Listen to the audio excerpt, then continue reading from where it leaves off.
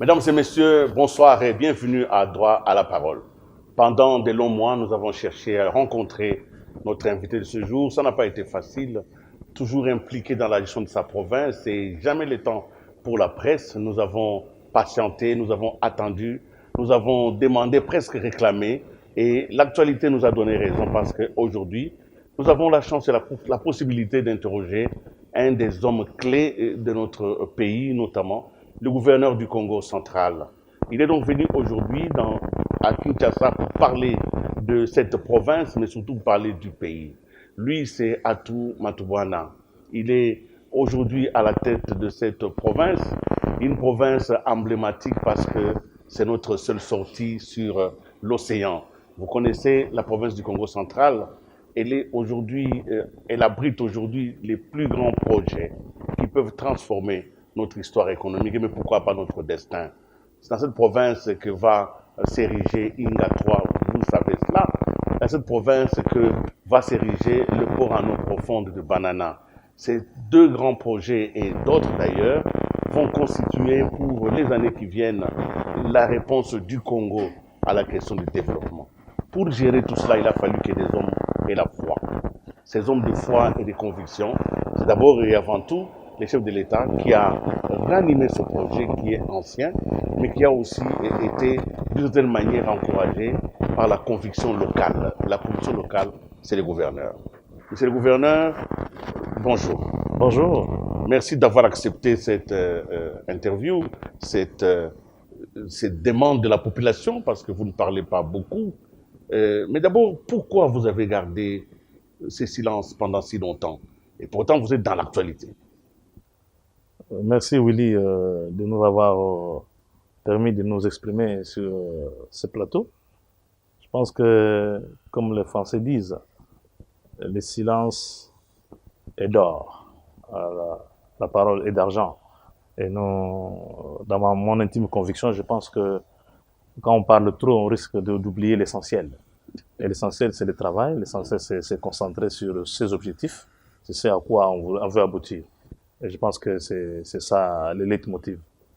Ça nous fait donc un grand honneur que de vous avoir aujourd'hui pour avoir quelques paroles qui vont sans doute nous donner les clés pour comprendre cette actualité.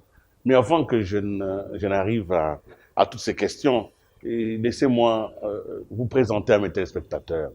Qui est vraiment Atou Matubwana Nkuluki, parce que c'est le post-nom qui n'est pas très connu. Vous êtes fils d'un paysan, donc vous êtes né dans la terre, cette terre-là du Congo central. Vous avez allé à l'école, vous avez étudié à l'ISP dans Ngungu, où vous avez eu un diplôme en anglais et en études africaines. Tout de suite là, déjà, on sent que votre conscience politique s'éveille parce que vous êtes déjà militant comme étudiant de l'IDPS. Alors, évidemment, avec la révolution de 97, avec l'arrivée des musées, les paradigmes ont changé. Vous êtes élu au stade comme membre du CPP, ces comités qui avaient été mis en place par le feu président Kabila pour pouvoir activer le développement. Vous êtes animateur des émissions de sensibilisation et des relais communautaires, donc un pont direct avec la population. Vous avez donc fréquenté aussi les BDK. BDK et IDPS, ça fait les deux grandes écoles de résistance que nous avons dans ce pays. Je ne parle pas du Palou pour d'autres provinces. Vous êtes donc élu plusieurs fois député provincial et vous avez même été élu une fois député national. Vous avez été rapporteur adjoint de l'Assemblée provinciale, et puis vous êtes passé vice-gouverneur de la province, et puis gouverneur ad interim, et aujourd'hui, vous êtes le gouverneur de cette province. Une province, il faut le dire, sur qui beaucoup parlent, mais une province qui est proche de Kinshasa, mais qui me semble être inconnue de la capitale. Alors, ma question est celle-ci. Si je vous demandais de nous présenter la province du Congo central, quels sont les mots que vous allez utiliser? La province du Congo central, s'il faut le présenter aujourd'hui, c'est les leviers, du développement de notre pays. Hein? Vous vous rappellerez, à l'école, nous avons étudié un auteur, Frantz Fanon, qui disait que l'Afrique a la forme d'un revolver dont la gâchette touche au Congo.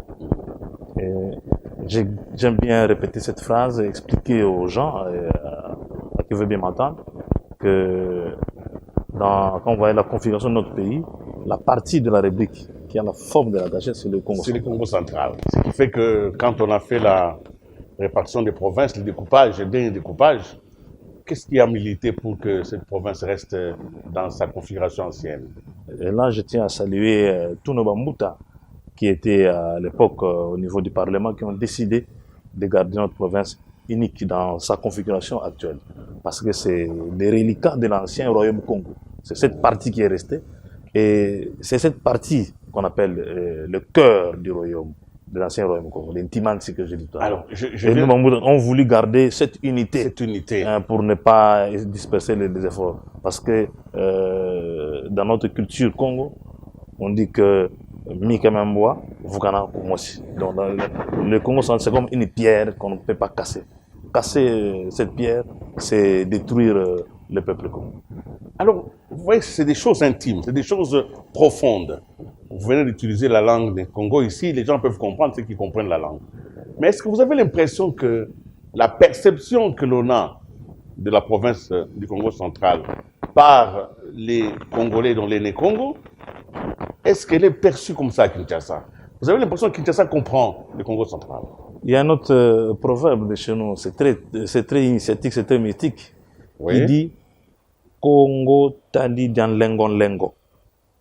Voku lengo mokani dioko, kuyala dioko. C'est-à-dire? C'est-à-dire, le Congo central, c'est comme une pierre ronde. Hein? Et pour bien apprendre, bien maîtriser cette pierre-là, il faut faire le tour. tous le les contours de la pierre. de cette pierre-là. Parce Le qu'elle est contour de la tellement pierre. ronde, elle est tellement glissante, qu'il faut vraiment maîtriser comme un œuf. Alors, C'est les ça, gens le pensent Congo que quand Et- il a pris un véhicule à partir de Kinshasa, il prend la route numéro 1 jusqu'à Moanda, il connaît le Congo central. Et voilà, dans ça, il va falloir que la culture a une dimension importante Oui. dans la vie de la province. La culture, la langue, les us et coutumes, les contacts avec les paysans, les forêts, les eaux, les mondes, tout ça, ça parle. C'est toute une cosmogonie qui est autour de cette conception de la Mais province. je l'ai dit tout à l'heure, vous êtes quand même fils d'un paysan, avec tout ce que ça représente comme noblesse. Mais quel est votre engagement en politique? Bon, je vois que vous êtes dans les communautés, dans les combats. Qu'est-ce qui s'est passé? Qu'est-ce qu'il y a eu? Quel est le sens de votre engagement en politique? La politique, pour moi, c'est un appel. Un appel qui cadre avec les responsabilités que chacun de nous doit assumer dans la vie de la République. Et pour moi, de mon jeune âge, j'avais ce sens de leadership dans mon quartier, à l'école. Le sens de service. Ouais, sens de service, d'être à côté des autres.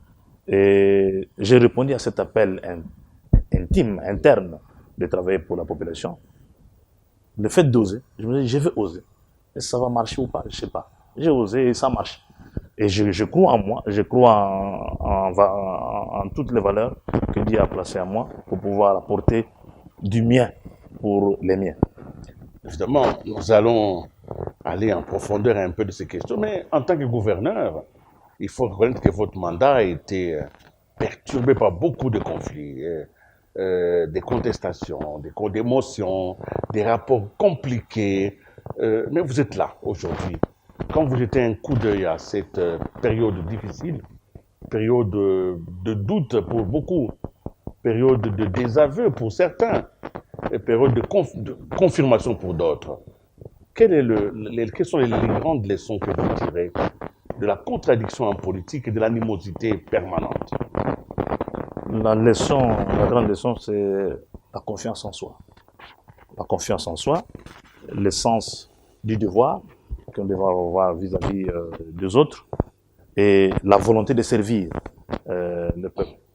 Et par-dessus tout, c'est le destin.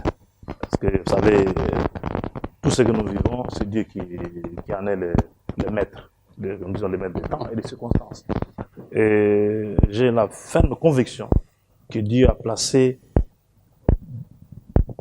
des choses en moi. Pour moi, Le prophète Simon Kimbangu, c'est un modèle, c'est un esprit en qui j'ai totalement confiance.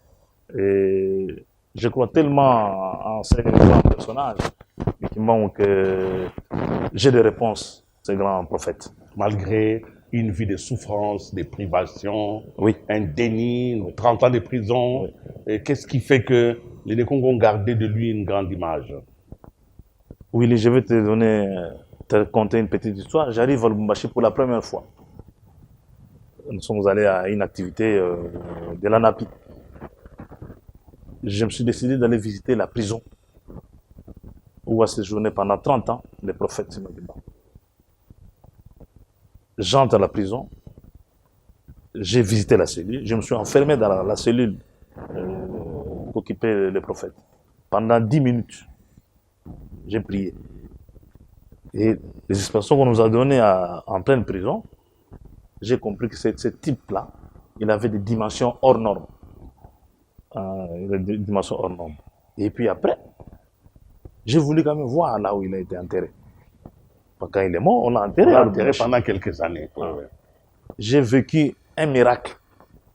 J'étais avec des collaborateurs qui sont avec moi. Un miracle. On arrive au mausolée de Kimbangu. Pendant qu'on entre dans le mausolée, il commençait à prévenir. Rien que dans l'espace où il y a le mausolée. Il a prévenu. Nous étions mouillés. On s'est incliné sur la tombe. Nous sommes sortis. Et dehors, il n'y avait pas de prière. Rien que là-bas. Voilà. Donc, le caractère mystique, le caractère caché, le caractère ésotérique, c'est un nombre de choses qui, dans notre histoire. Évidemment, ceci donne un tout petit peu le contour de votre personnalité, mais les dernières actes d'actualité ont fait que vous avez reçu de manière assez quand même particulière le soutien du chef de l'État. Alors que on pouvait croire que vous n'étiez pas de son... Avant même qu'il ne lance l'Union sacrée, vous l'avez déjà presque rejoint. Vous étiez déjà dans le secret? Oui, je pense que oui. Oui, parce que quand le chef d'État reçoit tous les gouverneurs à l'hôtel Pullman pour une réunion de recadrage de tous les gouverneurs, de sa vision, le chef d'État nous avait engagés tous à travailler avec lui, à travailler dans sa vision. C'est partant de ce jour-là que je me suis résolu à pouvoir me mettre sur les pas du chef de l'État, Félix Antoine Tshisekedi Tshilombo. Parce que c'est lui le chef. Nous sommes ses représentants en province. Nous sommes des petits présidents, des petits fachis. Mais vous n'avez pas eu peur de changer de camp, d'être traité de traître, comme on dit? Mais si je dois respecter la volonté de mon patron, il n'y a pas de traîtrise. C'est lui qui donne l'impulsion au niveau national. Et nous matérialisons sa vision au niveau de la province. Où se trouve la traîtrise? Il n'y a pas de traîtrise. Quand il dit que vous devez construire les routes, vous devez construire des écoles, vous devez encadrer les paysans, l'impulsion vient du chef. Et nous qui sommes ses représentants en province, nous exécutons les instructions que le chef donne. Il n'y a pas de traîtrise. Bien sûr. Bien au contraire, nous devons être encouragés et féliciter. Parce que nous nous inscrivons totalement dans la ligne du chef de l'État. Et c'est ce que nous faisons au Congo central. Alors, évidemment, nous allons parler de votre bilan, mais ce n'était pas l'objet de l'émission d'aujourd'hui. Aujourd'hui, nous sommes curieux, nous, les peuples congolais, et surtout nos téléspectateurs, de parler un tout petit peu de ce grand projet, le projet du port en eau profonde à Banana. Est-ce que c'est un slogan? Est-ce que c'est de la poudre aux yeux? Est-ce que c'est vraiment réel? Depuis qu'on en parle, nous n'avons pas encore touché du doigt sa faisabilité. Vous, en tant que gouverneur, vous devez certainement être très impliqué dans ce projet. Qu'en est-il exactement aujourd'hui?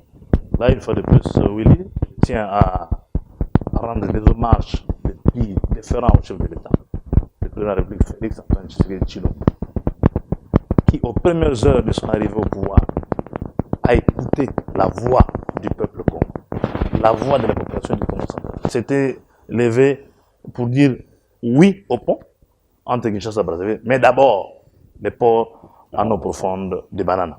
Parce que ce port-là, Willy, vous devez savoir, c'est aussi un outil d'indépendance de notre pays. un outil de liberté économique de notre République. Les gens doivent le savoir, les Congolais doivent le savoir. Nous sommes bénéficiaires, de par la colonisation, d'une très grande porte qui nous est ouverte au monde extérieur. Quoi de plus normal, valoriser cette porte-là? Parce que là, il y a des informations très, très importantes que le peuple congolais ignore. Vous savez qu'au niveau de l'embouchure, ce n'est pas Livingstone ou Stanley, c'est Dieu qui nous a donné cette embouchure. Elle date depuis la création. Et qu'à cet endroit-là, où notre pays, le Congo, a la prétention de construire un port en eau profonde, ça n'a pas d'égal avec les autres ports, à part le port de Lomé et de Durban qui peut concurrencer.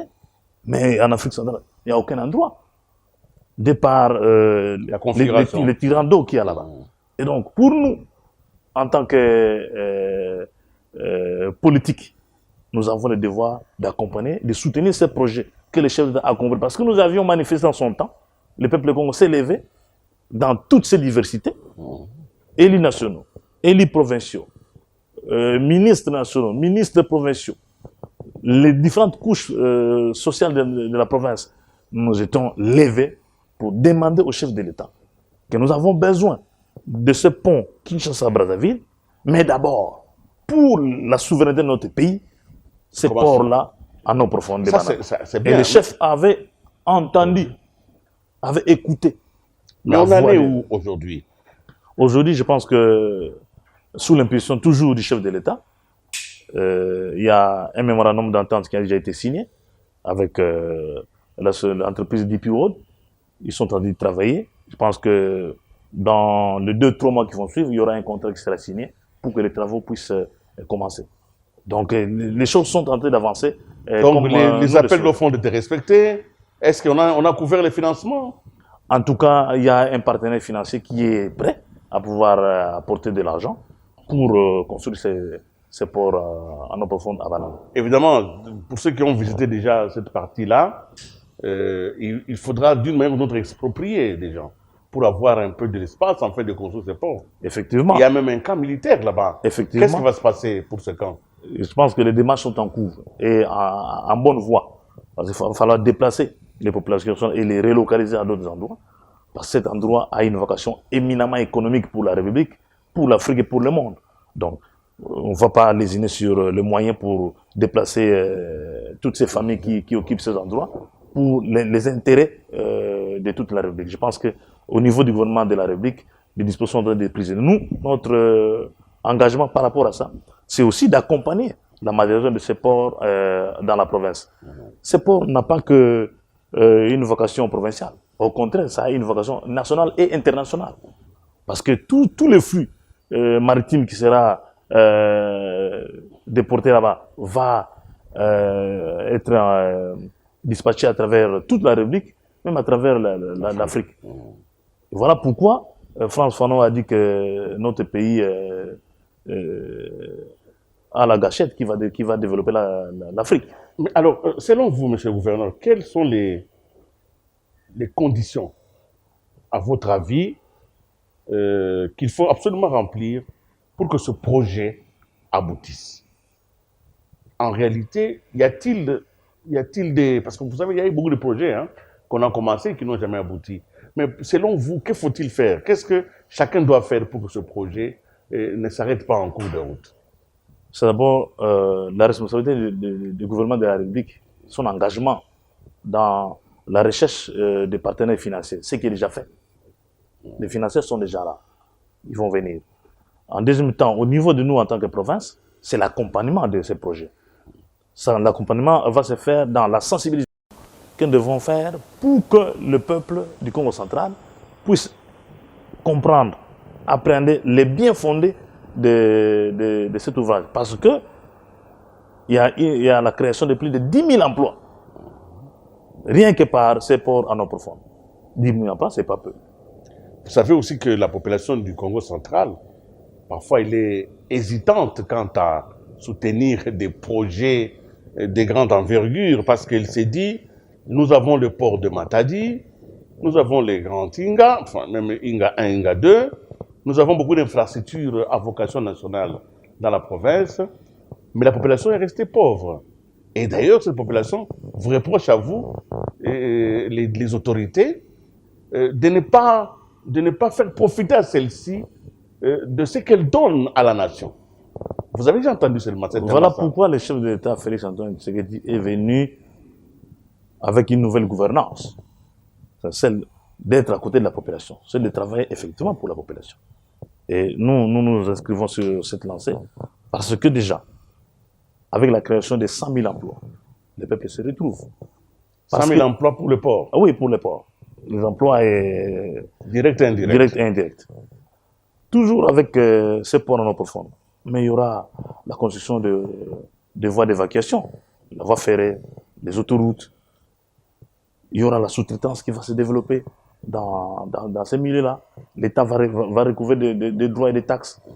Donc, il y a une multitude d'emplois qui vont se créer dans l'interland de Banana et qui va impacter positivement sur l'ensemble de la province, de la République et de l'Afrique. Et c'est ça la réalité. Vous avez quelques chiffres sur le financement, lui-même en général, il va coûter combien et les temps? Le financement pour le port en eau profonde, avec DPO, nous sommes autour de 390 millions de dollars. Donc, ça pourra prendre maximum entre 24 à 36 mois. Pour la construction. Pour la construction. Donc c'est un projet vraiment à court terme. À court terme. 24 mois, c'est pas beaucoup. Et c'est ce que nous attendons. Vous êtes heureux, vous êtes un homme heureux pour rapport à ça? Oui, nous sommes très heureux. Malgré les colibés, les attaques que vous avez subies, vous avez tenu. Nous sommes très heureux de voir que le chef de l'État s'est engagé dans la matérialisation des aspirations de la population, surtout la population du Congo central. Le chef nous accompagne et nous pensons que c'est une très bonne chose pour lui, d'abord, en tant que chef, en tant que père de la nation, et pour nous, en tant que province. Nous, évidemment, nous pouvons souhaiter que bonne chance à ce projet, pour qu'il réussisse et qu'il se fasse selon les règles de l'art. Mais le Congo central, c'est aussi d'autres grands projets. Je reviens un peu à Inga 3. Inga, vous dites c'est la gâchette, c'est vrai, mais le Congo n'est pas électrifié, malgré un potentiel aussi important que vous avez là-bas au Congo central pour non seulement l'électrification de tous les pays, mais presque d'une grande partie de l'Afrique. Vous qui vivez avec une population qui voit ces fils traverser alors qu'elle est dans le noir, vous vous sentez comment? Bon, je pense qu'en tant que responsable de l'État, nous avons le devoir de porter la voix de la population auprès de la hiérarchie. Ici, il s'agit de l'électricité. La SNEL, c'est une société qui n'appartient pas à la province. Ça appartient à l'État. À l'État congolais. Donc nous faisons le porte-voix de la population pour que finalement, que les nouveaux centrales puissent comprendre qu'il va falloir dispatcher l'électricité à travers toute la province. À votre avis, pourquoi au Congo central, ça devait être la province la plus électrifiée? Pourquoi ces produits là-bas, mais ce n'est pas consommé là-bas? Pourquoi? Quels sont les obstacles? Même historiques, hein, je ne veux pas vous acculer seulement vous. La politique de l'ESNEL, nous ne la maîtrisons pas très bien. Mais nous, au niveau de la province, nous sommes en train de développer une politique de création de micro-barrages, de micro-centrales électriques dans la province. Nous sommes en train d'y travailler pour que nous puissions être capables, dans nos villages, à Louosi, à Kimvula, à Tchela, comment construire des micro-centrales qui puissent faire en sorte que nous puissions donner au niveau à la province locale. Et nous avons dans notre programme l'ambition de créer une société provinciale d'électricité. Ah oui, ça c'est avec les micro-barrages. Parce qu'on a libéralisé en fait la production. Exactement. Mais ce qui revient du niveau central, nous pouvons que plaider. Et nous demandons encore à nos élus nationaux qui siègent au niveau du Parlement de faire autant pour amener le pouvoir central à électrifier la province qui donne de l'électricité à la République et à l'Afrique. Mais alors le projet Inga 3, vous êtes associé à un quelconque niveau ou bien ça ne vous regarde pas? Oui, non, ça nous tente toujours. Parce qu'avec le projet INGA 3, je vous informe qu'il y a 8 phases, de 3 jusqu'à 8. C'est un grand projet qui va coûter autour de 26 milliards de dollars. Ah, ouais, ouais. Ça va autour de... Et nous, la province, nous avons demandé d'être partie intégrante là où on est en train de préparer ces projets. Et nous avons... On vous a associé un peu? On nous a associé finalement. On nous a associé le conseil spécial du chef de l'État en matière des infrastructures qui tient la commande de tout ça, nous a associés. Sous peu, je vais désigner un point focal qui va commencer à siéger à cette table-là. Exactement. Donc la province ne sera pas oubliée dans les grands arbitrages. Exactement. Nous quittons l'électricité. Il y a tellement de sujets dans votre province. Nous allons maintenant à Mwanda, où nous avons l'hydrocarbure, les carburants, donc le pétrole. Le pétrole est produit aussi là-bas à Mwanda. Une des questions que soulève souvent la société civile du Congo central, c'est la question de la pollution. Je ne vous ai pas encore vu vous prononcer sur la question. Il est vrai qu'il y a, qu'il y a à boire et à manger. Hein, quand vous suivez nos amis de la société civile, parfois alarmistes, mais parfois ils font du bon travail. Alors je viens maintenant vers l'exécutif. Comment vous abordez cette question-là de la production d'hydrocarbures, son impact sur l'écosystème de Mwanda? Lors de l'élaboration du budget national au niveau de l'Assemblée nationale, nous avons mené une mission pour assister à la sous-commission des hydrocarbures. C'est ce qui se faisait là-bas, pour parler un peu de nous en tant que province. Et je suis pas venu seul avec mon ministre provincial des hydrocarbures et nos techniciens, nos experts. Curieusement, quand nous arrivons, la commission était en train de travailler et il y avait le directeur de Perencorep qui était en train d'exposer ce qu'ils avaient à faire pendant cette année. Nous étions là, nous avons suivi. Malheureusement, dans le budget passé, la province n'avait rien. La quantité régionale de la province était 0,0. Sur la production de pétrole. Donc, toutes les redevances pétrolières étaient versées à Kinshasa. La province n'avait rien jusqu'aujourd'hui. Il n'y a pas de rétrocommission comme on dit? Il n'y en a pas. De rétrocession? Il n'y en a pas encore jusqu'aujourd'hui. Nous avons insisté pour qu'on inscrive la province dans le budget 2021. Nous sommes inscrits. Et donc, nous avons, par après, nous avons demandé à notre régie provinciale de pouvoir entrer en contact avec la direction de Perencorep pour déposer une note de perception au nom de la province. C'est pour la première fois. C'est pour la première fois. Nous avons déposé la note de perception. Nous attendons que nous soyons qu'ils réagissent. Nous attendons. Mais je ne sais pas si ça, dans le code des hydrocarbures, c'est différent, mais dans le code des mines, le code minier, la redevance touche aussi la province et les entrées territoriales. Vous ne recevez rien en ce qui concerne les hydrocarbures. C'est pas seulement, il ne faut pas seulement se limiter au code minier, au code des hydrocarbures. Nous voyons la Constitution. Toute recette qui est produite dans une province, la province doit être donc vous revendiquez les fameux 40% mais ici, qui font mal à la tête de certains ministres. Si on donne 40%, nous allons applaudir. Mais ici, là, on demande que 10%, tel que c'est prévu dans le budget. Donc, si on donne les 10%, c'est autour de 12 millions de dollars. Ça vous permet de fonctionner, de faire des actions pour la population. Et si nous revenons au niveau du territoire de Mwanda, mais chaque fois nous calmons des tensions qui se vivent dans ce coin de la République, de par les autochtones qui réagissent, parce qu'ils ne voient rien venir comme effet de développement dans leur milieu. Mais quand il y a des revendications, c'est nous, l'État, qui calmons les jeux, qui parlons avec la population. C'est nous qui engageons des moyens, des dépenses pour calmer les jeux, pour envoyer la police, pour le sécuriser. Et les entreprises et la population. Ce sont des moyens que la province sort. Mais en retour, sur les redevances que paye cette société, nous n'avons rien. C'est quand même assez étonnant. J'espère que le chef de l'État qui nous a écoutés, je pense qu'il a pris les choses au sérieux, il a pris les choses en main, et nous sommes sûrs et confiants qu'une réaction politique va venir de sa part. Dans l'opinion publique, la province Congo centrale est parmi les plus riches. Vous avez tellement de ressources. D'ailleurs, qu'est-ce qu'on nous dit? Vous avez les péages, par exemple. Vous percevez beaucoup de moyens. Quand nous regardons le nombre de camions qui quittent Matadi pour venir à Kinshasa ou Moanda. Le péage, oui, Oui. oui, vous avez raison, le péage est là, mais le péage, il est géré par Kinshasa. Le gouvernement, Même dans les péages, vous ne le percevez le pas. gouvernement central, c'est le ministère des Infrastructures. Hein? La province n'a qu'une petite quantité forfaitaire. Hein? Je donne un exemple. Mais la loi vous donne droit à Je quoi? donne un exemple. La moyenne des recettes mensuelles du péage, c'est 4 millions de dollars par mois. Et la province n'a que 150 000 dollars. Mais pour la petite histoire, les péages, les précurseurs du péage sont du Congo central. C'est le gouverneur Nsasseni Toumba, qui était incompris à l'époque quand il a commencé les péages. Mais aujourd'hui, c'est tout le monde qui court derrière ces péages. Nous n'avons que 150 000 dollars. Aujourd'hui, c'est 4 millions. Mais à l'époque de Nsasseni Toumba, la province avait 20%. Imagine, faisons le calcul. 20% de 4 millions, c'est combien? Aujourd'hui, c'est 800 000 dollars.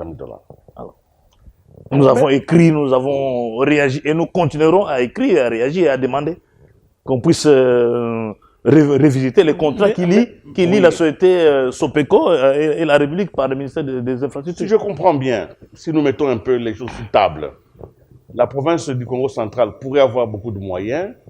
Est-ce que c'est parce que la loi ne lui donne pas ses droits ou les animateurs ne parviennent pas à conquérir, accéder à ces moyens? Pourquoi la province n'a pas le moyen qu'elle mériterait? Les droits qui sont les nôtres, qui sont détenus par le pouvoir central, doivent nous être libérés. C'est ça notre combat. On négocie, on écrit, on voit qui il faut voir pour que ces droits nous reviennent. Et comme c'est l'État, nous sommes l'État provincial et l'État central, donc c'est pas avec des risques des coûts qu'il faut... Non. C'est administrativement, nous continuons à échanger, à mais faire vous passer avez les messages. l'obligation d'activer une économie locale qui devrait fonctionner. Par exemple, l'agriculture. Quelle est votre approche, vous qui êtes fils des paysans? L'agriculture, pour nous, vous savez que le Congo, c'est le grenier de Kinshasa. Donc, 70% des produits consommés à Kinshasa viennent du Congo central. Et là, nous sommes en train de travailler pour organiser nos communautés dans des coopératives, appuyer les paysans en semences. Et nous sommes en train d'entrevoir d'ailleurs comment créer une banque agricole au niveau de la province, pour que les paysans puissent être pris en charge par cette banque au lieu de se tourner vers des ONG qui posent des conditions difficiles. Et là, c'est ça notre vision. Monsieur le gouverneur, quand vous regardez quelques mois, vous êtes à la tête de cette province, quelle est la chose dont vous êtes les plus fiers? Une des activités, une des actions, vous dites ça, sans se vanter, sans se jeter des fleurs, mais je suis quand même fier d'avoir fait accomplir ça à ma province. Vous choisirez quoi? D'abord, c'est le port en eau profonde. C'est la prise en compte des aspirations du Congo central par le chef de l'État lui-même et qu'il a impulsé sur le gouvernement. Ça, c'était l'attente de tout le peuple du Congo central. Ça, c'est un. De deux, le projet du Grand Inga qui va venir. Parce que c'est un projet intégrateur quand il sera. J'ai reçu le conseil spécial du chef de l'État avec les Australiens qui vont venir pour travailler. Oui. Voilà. On va produire de l'électricité, de l'hydrogène au Congo central. Et pour nous, le Congo central, c'est un motif de fierté d'avoir été entendu par les chefs et qui implémentent ce projet au niveau national pour l'intérêt non pas seulement de la province, mais de la République. Notre joie, c'est que ces projets vont être installés au niveau de la province. Ils vont créer, avec tous ces projets, port en eau profonde, Inga, plus de 700 000 emplois, vous vous rendez compte? Et je vais encore vous dire quelque chose. Dans ce projet intégrateur, le chef d'État a demandé qu'on puisse étudier qu'est-ce qu'il faut faire pour que le fleuve Congo soit navigable de Matadi à Kinshasa. Vous savez qu'avec les cataractes que nous avons, ce fleuve n'est pas navigable. Mais il y a un projet qui est en étude, qui va être financé pour rendre navigable ces biefs fluviales qui partent de Matadi jusqu'à Kinshasa.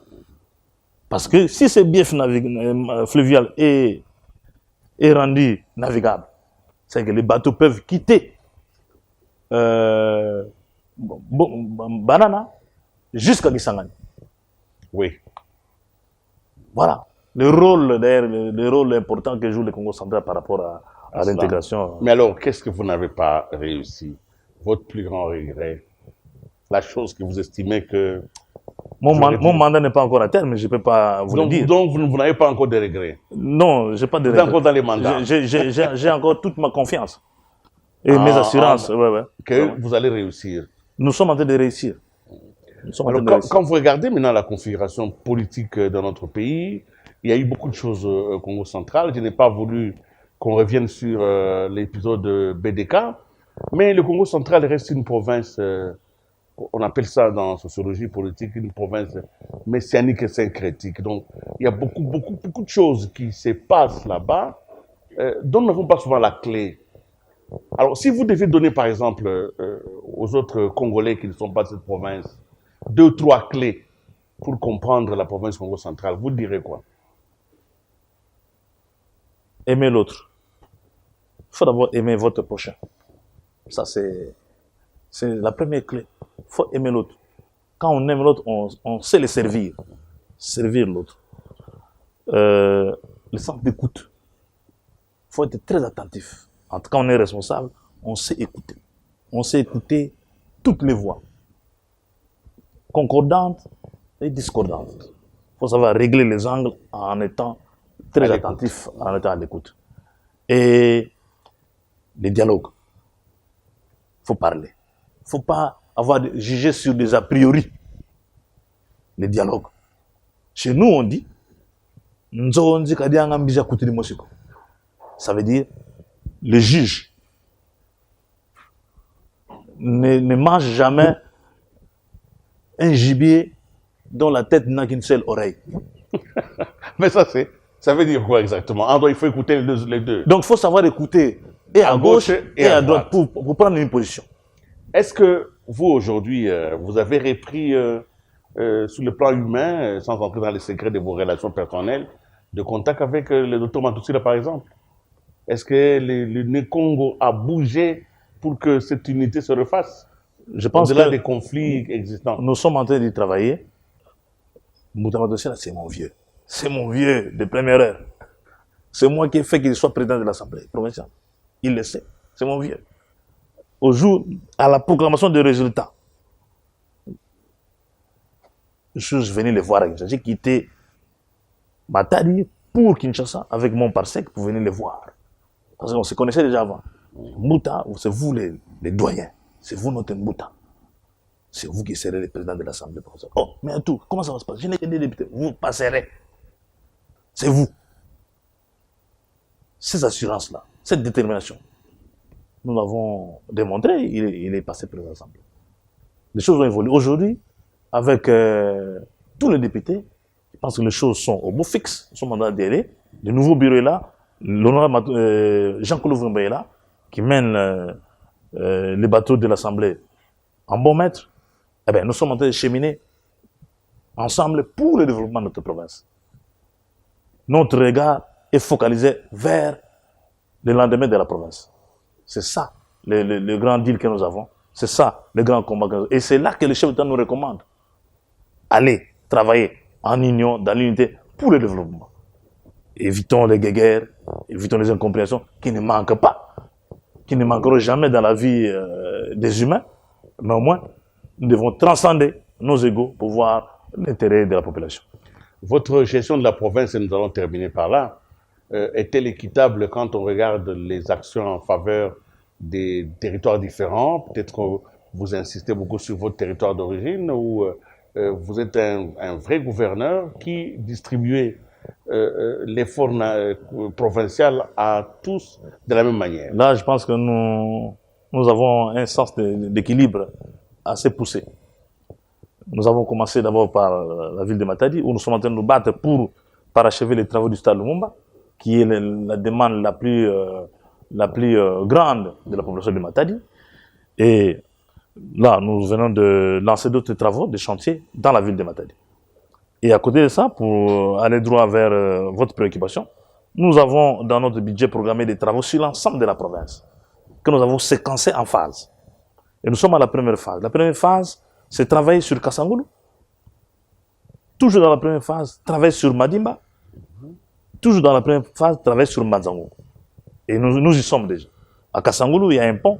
Pont Manoka que nous sommes en train de réhabiliter, de construire d'ailleurs, parce que l'ancien était parti depuis plus de 15 ans. Nous sommes en train de construire un nouveau pont qui relie les grands quartiers populaires, là où vit la grande masse, et les quartiers qu'on appelle villes, la cité des îles de l'élite. Nous sommes en train de construire ce pont. Et nous avons aussi à réhabiliter la route qui mène vers le chef-lieu du territoire. Une route qui est en très mauvais état. Ça, c'est pour Kassangoulou. Nous venons à Madimba. À Madimba, la population nous a demandé la construction d'un stade moderne. Il n'y avait pas de stade à Madimba. Et au moment l'air qu'il est, quand vous allez à Kisantou, vous trouverez que toute la population est derrière ces projets-là. Les gens viennent se mettre du matin au soir en train de regarder, voir que c'est réaliser ces projets-là. Ça fait une fierté pour l'ensemble de la population. Venant à Banzangongo, nous sommes en train de réhabiliter quelques axes routiers qui vont être bétonnés, dont les travaux ont commencé d'ailleurs aujourd'hui, pendant que nous parlons, qui vont être bétonnés. La deuxième phase va constituer à aller à traverser le fleuve, l'autre côté du fleuve. C'est Keban, Lukula, Tchela, Mwanda. Nous n'oublions pas les territoires de l'Ouozi et de Kimvol, qui sont deux territoires excentrés. Il y a des projets qui sont prévus dans notre budget que nous allons exécuter les mois venus. Mais comme nous partons par séquence, par phase, eh bien nous préférons respecter ces séquences parce que là, il faut mobiliser les moyens aussi. Monsieur le gouverneur, je dois vous remercier de votre disponibilité. Nous avons attendu et nous avons raison d'attendre parce que vous avez une somme d'informations que vous venez de partager aujourd'hui avec la population. Alors, vous allez adresser un mot à votre administration, à votre population. Ils vous ont suivi ce soir. Peut-être certains n'ont pas tout compris, mais qu'est-ce qu'ils doivent retenir finalement, en fin de compte, de votre passage dans ce plateau en ce qui concerne leur propre vie, votre administration? Oui, mes chers frères et sœurs du Congo central, sachez que le développement n'est pas une affaire d'un seul individu. C'est une affaire de collectivité. Et nous avons tous le devoir de mettre la main dans la pâte. Nous mettrons la main dans la pâte, chacun là où il est, là où il fait son travail. Parce que tout le monde n'est pas appelé à être en ville. Tout le monde n'est pas appelé à être avoir une maison électrifiée maintenant. Tout le monde n'est pas appelé à avoir une voiture. Tout le monde n'est pas appelé à vivre au village. Et ce sont ces réalités-là qui font en sorte que nous devons travailler ensemble. Nous, au niveau de la province, nous avons le devoir de venir vers vous, de vous écouter, de récolter vos besoins et de les transformer en actes. Et c'est ce que nous avons traduit dans notre budget que nous sommes en train d'exécuter petit à petit avec nos petits moyens. Mais nous savons qu'avec l'appui du chef de l'État, avec tous les droits que la province doit avoir de la part du gouvernement central, le chef d'État qui nous appuie, nous allons aller encore au-delà de ce que nous pouvons faire. Mais avec le peu que nous avons,